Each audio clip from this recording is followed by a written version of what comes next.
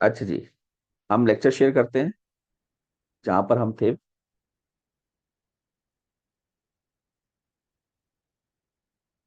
जी, ये लेक्चर था हमारा।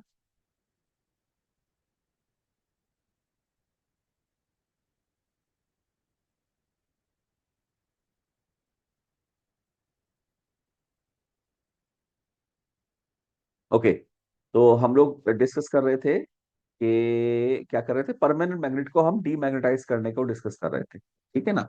हमने कहा था कि अगर परमानेंट मैग्नेट हो तो वो डीमैग्नेटाइज कैसे होगा।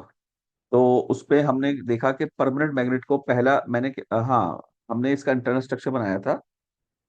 ठीक है ना। इंटरनल स्ट्रक्चर ये कि इसके डोमेन्स होंगे डिफरेंट, डिफरेंट डोमेन्स होंगे। और परमानेंट मैग्नेट में हमने क्या कहा था कि सारे के सारे क्या हो जाते हैं, अलाइन हो जाते हैं। इसलिए ये एक डायरेक्शन में मैग्नेटिक फील्ड को अप्लाई करता है, स्ट्रॉन्ग परमानेंट मैग्नेट बनता है। तो हमने कहा था कि इसको अगर डीमैग्नेटाइज करना है तो क्या करना पड़ेगा। ऑब्वियसली कॉमन सेंस कि मैग्नेट बना कैसे, डोमेन सारे के सारे इंटरनल तो अलाइन थे मगर एक्सटर्नली भी आपस में भी एक दूसरे के साथ भी अलाइन कर गए। ठीक है, म्यूचुअल अलाइनमेंट भी हो गई। तो वो मैग्नेट बन गया था। तो अगर ये दोबारा से वैसी स्ट्रक्चर हो जाए कि सारे डोमेन्स दोबारा से डिसअलाइन हो जाए, ठीक है ना, तो उसके लिए हमने पहला मेथड क्या लिया था, क्या बताया था हमें, हैमरिंग का। हैमरिंग मतलब चोट पहुंचाना। ठीक है ना, क्योंकि हैमर किसको कहते हैं, हथौड़े को। तो यानी अगर आप इसको चोट पहुंचाएंगे तो ये इसका स्ट्रक्चर दोबारा से डिसअलाइन होगा। दूसरा हमने क्या तरीका लिया था, हीटिंग का। अच्छा, हीटिंग से भी सेम काम होगा। जब मैं इसको हीट करूंगा तो इसमें काइनेटिक एनर्जी बहुत बढ़ जाएगी, मूवमेंट एटम्स की इतनी ज्यादा बढ़ेगी कि ये दोबारा से डिसअलाइन हो जाएंगे। ठीक है, मैंने कहा था कोई और मेथड, तो यहाँ पर हमारी रिकॉर्डिंग सेशन हमारा एंड हो गया था। तो जी, कोई तीसरा मेथड किसी के जहन में आ रहा है तो बता दे। जी बच्चों, जल्दी से।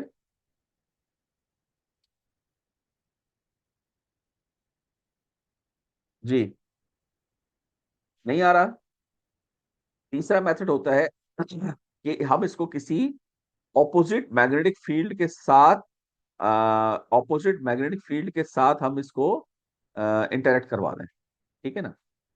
मिसाल के तौर पे कि अगर फील्ड इस डायरेक्शन में है तो मैं अगर नॉर्थ और साउथ फॉर एग्जांपल इधर यहाँ रख दूं कोई स्ट्रॉन्ग मैग्नेटिक फील्ड, तो वो फील्ड इन डोमेन्स को अपने साइड पे खींचेगी। या किसी और साइड पे कर दूं तो वो अपने साइड पे खींचेगी, तो इसकी अलाइनमेंट क्या होने लगेगी, खराब होने लगेगी। और जब इसकी अलाइनमेंट खराब हो तो हम ये मैग्नेटिक फील्ड हटा लें तो ये फिर से क्या हो जाएगा, हमारा डीमैग्नेटाइज हो जाएगा। ठीक। हाँ, अगर आपने बहुत देर रख दिया इसको, इतना टाइम रख दिया कि ये पता चला डिसअलाइन हुए और इसकी डायरेक्शन में अलाइन हो गए, तो यहां से परमानेंट मैग्नेट तो खत्म हो जाएगा, किसी और डायरेक्शन में बन जाएगा, यानी इसका नॉर्थ साउथ पोल चेंज कर जाएगा जगह। वो हमें नहीं करना। हमें क्या करना है कि हम इसको सिर्फ और सिर्फ डिसअलाइन करना चाहते हैं। ठीक है।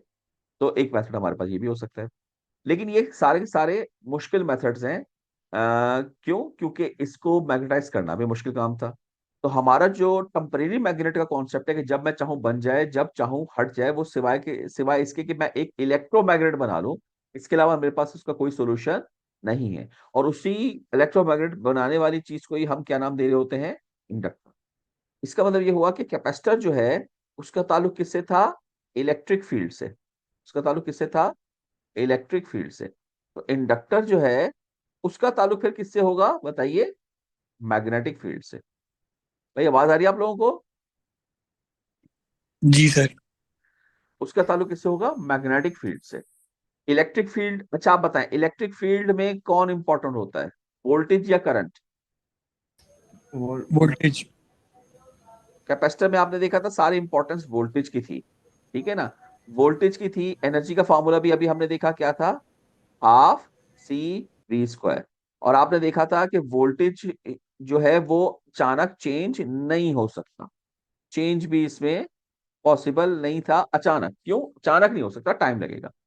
तो सारा का सारा इंपॉर्टेंस कैपेसिटर में किसकी है, वोल्टेज की। क्यों, क्योंकि वो ही इलेक्ट्रिक फील्ड बनाता है। यूं या यूं कह लीजिए, इलेक्ट्रिक फील्ड का मतलब क्या है कि अगर मैं प्लस और माइनस को अलग कर दूं तो उनके बीच में फोर्स ऑफ अट्रैक्शन होगी और जो जगह होगी उसको हम इलेक्ट्रिक फील्ड कहेंगे। और इसी प्लस माइनस को अलग करने को ही हम वोल्टेज का नाम देते हैं। तो इलेक्ट्रिक फील्ड और वोल्टेज इक्विवेलेंट है एक दूसरे के। लेकिन इसी तरीके से अगर मैं इंडक्टर की बात करूं तो यहां पर किसकी इंपॉर्टेंस होनी चाहिए बताइए? करंट की सर। करंट की होनी चाहिए। क्यों? क्योंकि मैग्नेटिक क्योंकि वो फील्ड, मैग्नेटिक। हाँ मैग्नेटिक फील्ड यहाँ मौजूद है। और मैग्नेटिक फील्ड कब होती है? अगर एक चार्ज है, चार्ज मटेरियल, चाहे वो प्लस हो या वो माइनस हो, अगर वो चार्ज है तो कौन सी फील्ड मौजूद है, इलेक्ट्रिक या मैग्नेटिक? अगर ये इलेक्ट्रिक। इलेक्ट्रिक फील्ड है, देखो इलेक्ट्रिक फील्ड के लिए किस चीज का होना जरूरी है? इलेक्ट्रिक फील्ड के लिए मैं यहाँ लिख दूं ई के लिए किस चीज का होना जरूरी है, तो आप कहेंगे इस इलेक्ट्रिक फील्ड के लिए प्रेजेंस ऑफ चार्ज। क्या ख्याल है? प्रेजेंस ऑफ चार्ज, मतलब बगैर चार्ज के इलेक्ट्रिक फील्ड नहीं होगी, लेकिन चार्ज आ गया, इलेक्ट्रिक फील्ड मौजूद है। चाहे चार्ज रुका हुआ है, चाहे चल रहा है, चाहे दौड़ रहा है, चाहे सो रहा है, लेटा हुआ है, कुछ भी, बस चार्ज है तो फील्ड है। एग्री? बोले? जी सर। लेकिन मैग्नेटिक फील्ड जरा डिफरेंट है। वो ये कहती है कि मैग्नेटिक फील्ड कब आएगी? अगर चार्ज मूवमेंट में होगा तो मैग्नेटिक फील्ड होगी। अगर चार्ज रुक गया, इलेक्ट्रिक फील्ड तो होगी मगर मैग्नेटिक फील्ड नहीं हो। तो यानी इलेक्ट्रिक फील्ड तो हमेशा होगी जब चार्ज होगा। और मैग्नेटिक फील्ड कब होगी? उसके लिए दो कंडीशन है, चार्ज हो भी और चार्ज मूवमेंट में भी हो, तो मैग्नेटिक फील्ड आएगी। क्या ख्याल है? सही कह रहा हूं? बोले? जी सर। तो दूसरे लफ्जों में मुझे एक बात बताओ, चार्ज के चलने को ही तो करंट कहते हैं। करंट किसको कहते हैं हम? Movement of charge. इसका मतलब ये हुआ कि मैग्नेटिक फील्ड के लिए किस चीज की जरूरत है? करंट की। करंट की जरूरत है तो इंडक्टेंस में इंपॉर्टेंस किसकी हो गई? करंट की। तो यहां से हम सोचते हैं कि ऐसा आगे चल के हम देखेंगे कि अगर करंट इंपॉर्टेंट है तो यहाँ पर एनर्जी में भी फिर करंट होना चाहिए, जैसे वहां कैपेसिटर था, यहाँ करंट होना चाहिए। और फॉर्मूला कैसा होना चाहिए? अगर वहां हाफ सी वी स्क्वायर है तो यहाँ हाफ एल आई स्क्वायर होना चाहिए। क्या ख्याल है आपका? सी की जगह पे एल लिख दिया, क्यों? सी क्या है? कैपेसिटेंस। एल क्या है? इंडक्टेंस। और वी की जगह पे आई लिख दिया। बोलो यार। जी सर। तो आगे चल के देखेंगे ऐसे ही होगा। मैं तो अभी वैसे ही आपको एक कहानी सुना रहा हूँ। और जैसे यहाँ पर हम कहते हैं कि वी अचानक बदल नहीं सकता, इसी तरह हमें यहाँ कहना पड़ेगा करंट अब्रप्टली इंस्टेंटेनियसली चेंज नहीं हो सकता। तो जो कुछ वहां वोल्टेज के साथ था वो कुछ यहाँ करंट के साथ होगा।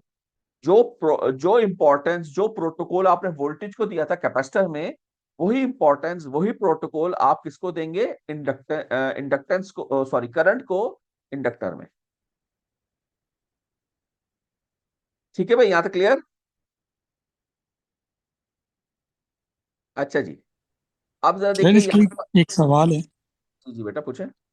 कि ये जो कोर मटेरियल होगा ये वो जैसे ट्रांसफार्मर में लेमिनेटेड मटेरियल होता है तो यहाँ पे भी लेमिनेटेड होगा। यार हो सकता है लैमिनेटेड भी, लेकिन ये कि जरूरी नहीं है। ट्रांसफार्मर में असल में इंडक्टर काफी छोटा मटेरियल होता है, ट्रांसफार्मर बहुत बड़ा होता है। और उसके साइज भी डिपेंड करता है, ये छोटे से छोटा ट्रांसफार्मर भी बड़ा होता है एज कम्पेयर टू इंडक्टर। ठीक है? तो लैमिनेटेड भी इस्तेमाल कर सकते हैं और सॉल्ड भी इस्तेमाल कर सकते हैं, इसमें तो एयर भी इस्तेमाल हो जाती है। तो इंडक्टर में बहुत सारे कोर मटेरियल होते हैं, कोई एक नहीं होता। यूज कर सकते हैं। लेमिनेशन करने की एक खास वजह होती है, लेकिन चूंकि अभी वो, अच्छा बताएं क्या वजह है आपके जहन में है? क्योंकि वो मैंने अभी सर वो पढ़ाया नहीं है और वो हमारा भी एडी टॉपिक भी नहीं है। करंट्स एडी करंट्स होते हैं ना चेंजिंग इलेक्ट्रिक मैग्नेटिक फील्ड के अंदर। हाँ एडी करंट क्या होता है फिर ये पता करना पड़ेगा ना। जो इंटरनल जो सर्कुलर लूपिंग करंट होते हैं। हाँ, और वो क्यों होते हैं? वो इलेक्ट्रोमैग्नेटिक इंडक्शन की वजह से होते हैं, मतलब वो थोड़ा सा हमारा आगे का टॉपिक है। ठीक है ना? सही है सर। इलेक्ट्रोमैग्नेटिक इंडक्शन होती हैं जिसकी वजह से हमारे पास अंदर सिर्फ एडी करंट नहीं होता, कोर लॉसेस में दो, बल्कि और भी होते हैं, लेकिन मेजर दो किस्म के लॉसेस होते हैं हमारे पास कोर लॉसेस में। वो आप आगे चल के पढ़ेंगे ट्रांसफार्मर में। एक हमारे पास कहलाता है एडी करंट जैसे आपने जिक्र किया, दूसरा हमारे पास होता है हिस्टेरेसिस। ये दो किस्म के लॉसेस हैं जो कि एग्जिस्ट करते हैं मेजरली। ठीक है? तो लेमिनेशन हम करते हैं कि अगर फॉर एग्जांपल एक सॉलिड मटेरियल होगा तो उसको हम छोटी छोटी प्लेट्स में तोड़ दें। ये काम आप इसमें भी कर सकते हैं, छोटी छोटी प्लेट्स में आप तोड़ दें और उनके बीच में हम इंसुलेटिंग लेमिनेशंस को इस्तेमाल करें। तो क्या होगा कि जो करंट है उसका पाथ टूट जाएगा।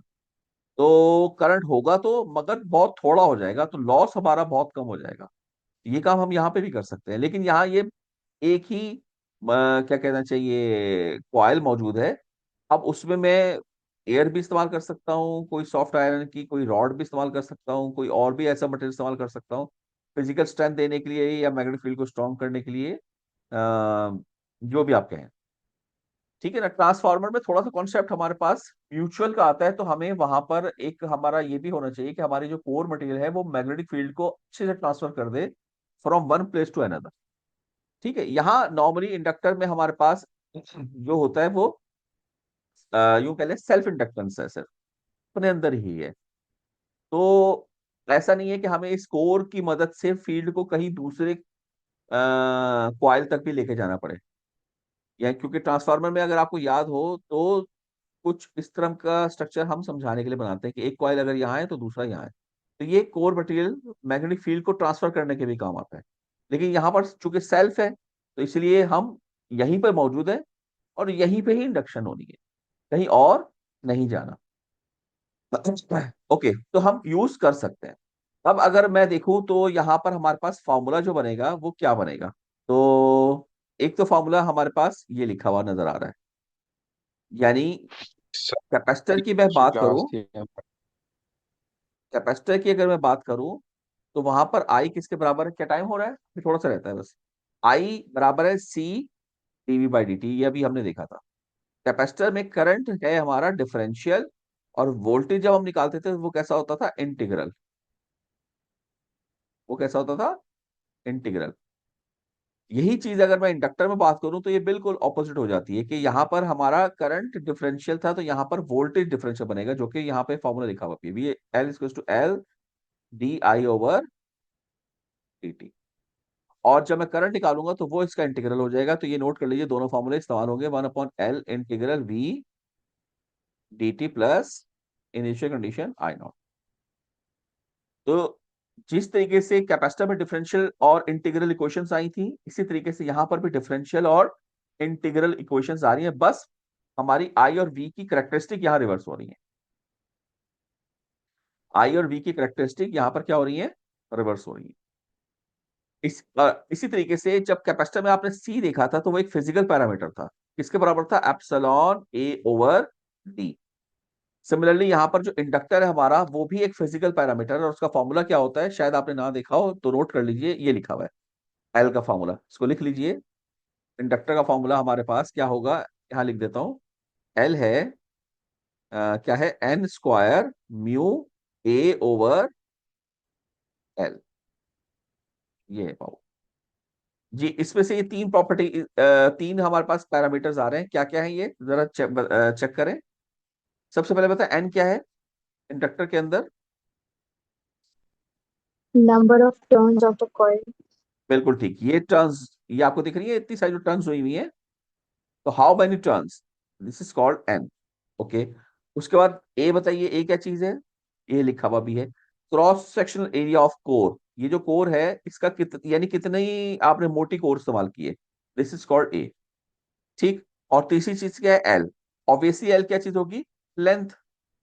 ऑब्वियसली एल क्या चीज है हमारे पास, लेंथ, ये दिख रही है। तो मैंने तीनों चीजें बताई जो कि आसान थी, N number of turns, L length, और A cross sectional area. Mu बच गया, म्यू क्या चीज है, ये बिल्कुल वैसे ही जैसे एप्सिलॉन था। एप्सिलॉन क्या था, कैपेसिटर की दो प्लेट्स के बीच के मीडियम की परमिटिविटी। इसी तरीके से म्यू क्या चीज है, ये जो आपने कोर मटेरियल इस्तेमाल किया है ये कितना अच्छा मैग्नेटाइज हो जाएगा। जाहिर है मटेरियल डिपेंडेंट है ना, जैसे अभी हमने देखा था सॉफ्ट आयरन अच्छा है या दूसरा कोई मटेरियल इस्तेमाल करेंगे वो इतना अच्छा नहीं है, या कोई आप एलॉय इस्तेमाल करेंगे तो ये कितना अच्छा है, कितना मैग्नेटाइज आराम से हो सकता है, इसको कौन रिप्रेजेंट करता है, mu. And what is the name of mu, कोई बता सकता है, पढ़ा हुआ है इंटर में यार। जैसे एप्सिलॉन था परमिटिविटी ऑफ मीडियम, तो म्यू क्या होगा। तभी एसी की तरह होता है वो, पर से शुरू होता है। हाँ होता तो पर सही है, कोई बताएगा। सर ये परमेबिलिटी है मेरे ख्याल से।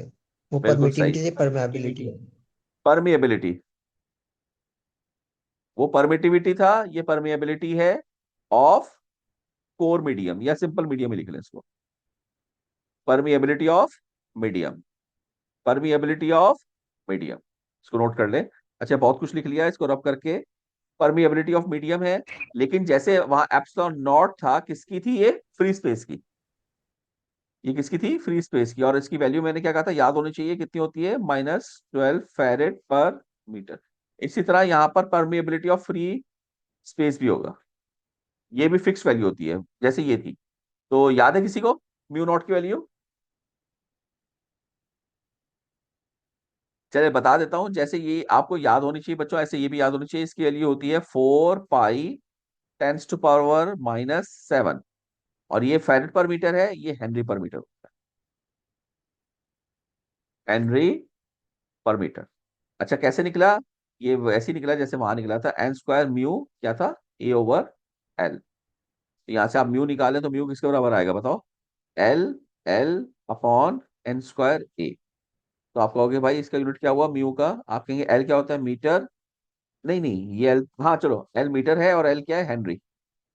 डिवाइडेड बाय एन का कोई यूनिट नहीं और उसका स्क्वायर मीटर, तो इससे ही कैंसिल हो गया, बचा क्या? हेनरी पर मीटर। ये हमारा क्या हो गया? इसका म्यू नॉट की वैल्यू और उसका यूनिट।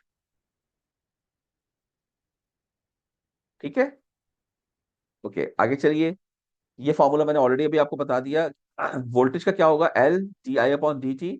और इंटीग्रल इक्वेशन किसकी आएगी? करंट में आएगी। ठीक है जी। और ये इसका हमारे पास सिंबल इस्तेमाल होगा बच्चों, ये बहुत इंपॉर्टेंट है, आगे चल के क्लास में पूछा जाएगा।